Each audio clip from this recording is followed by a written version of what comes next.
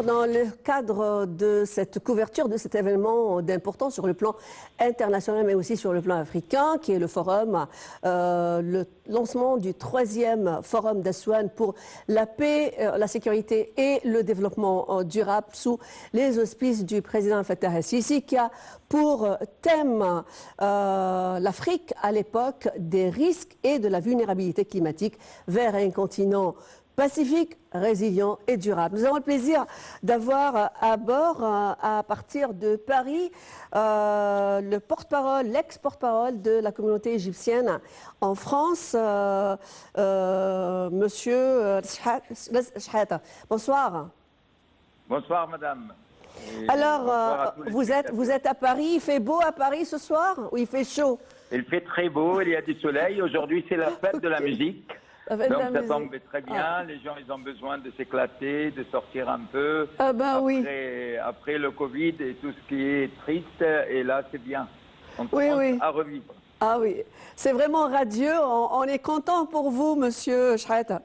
Alors on parle bien sûr des échos de ce 3e forum d'Aswan qui est devenu, comme a dit le président Fattah el-Sisi, une plateforme très importante pour le continent africain pour pouvoir solutionner beaucoup de difficultés qui sont confrontées par le continent. Bien entendu, la confrontation de défis est sur le plan planétaire. Mais quels seraient les échos de ce forum dans un pays tel que la France? Je sais qu'il y a actuellement quelques petits... un petit désinconfort en France en ce qui concerne cette question de Parlement. Mais comment on voit le forum? Je dirais que, comme à son habitude, notre président Fattah el-Sisi qui donne beaucoup d'importance à ce forum parce qu'il a un impact sur l'Égypte et puis au niveau international également. Et je me permets de souhaiter le bienvenu au prince Mohammed Ben Salman, bienvenue dans son pays, l'Égypte, bien sûr. Oui. Alors, quels sont les échos? Comment se fait la couverture, justement, journalistique, vous qui êtes à Paris, de ce continent africain, des efforts égyptiens? Vous savez que la France, c'est vrai que malgré que nous sommes en période électorale, avec des crises plus ou moins politiques, puisque voilà, la crise. Le président de la République française n'a pas eu la majorité absolue souhaitée à l'Assemblée nationale. Donc aujourd'hui, il y avait un conseil de ministres. Il était question de démission ou pas de Madame la Première ministre en France. Et du coup, les médias sont intéressés d'abord par les affaires internes en France. Ça n'empêche que les médias français, dans leur page internationale, pour eux, l'Égypte, c'est un des pays où ils portent un intérêt, que ce soit sur l'économie ou sur les événements égyptiens. Donc, les presses françaises, ils sont toujours intéressés par ce qui se passe plus ou moins en Égypte, quoi.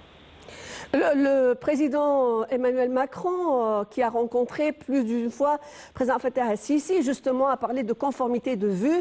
Il apprécie à sa juste valeur les efforts, que ce soit du président Fattah el-Sisi et de la République arabe d'Égypte en matière de lutte contre la crise climatique. La COP27, comment vous voyez-vous en France ce sommet qui va se tenir à Sharm el-Sheikh, la COP27?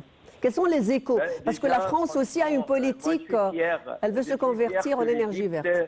C'est qui s'occupe de l'environnement de la planète Terre. Je suis très fier de ça.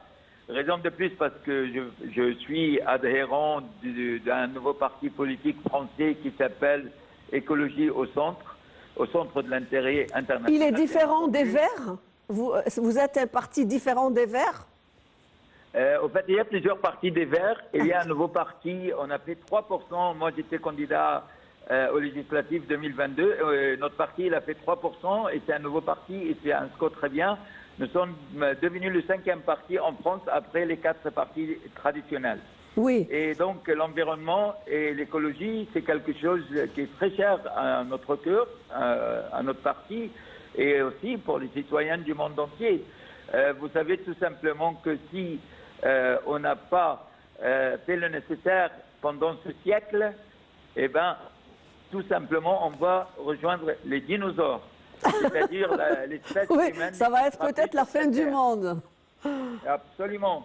La Terre, elle restera, mais c'est l'homme qui va partir parce que si on ne fait pas quelque chose pour le CO2, pour le changement climatique, sur les températures en hausse, etc., etc., il faut sensibiliser la conscience mondiale. Il faut le sensibiliser, cette conscience mondiale. Oui. Et à travers l'écologie, il n'y a pas d'autre solution.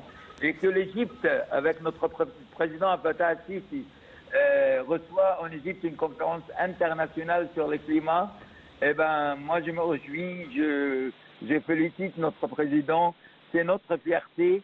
Et franchement, je suis heureux au fond de moi-même parce que ça me touche personnellement également. Alors, vous nous avez vraiment ravis, Monsieur Rezk Chehata de Paris, et du parti aussi où l'écologie est sa préoccupation majeure.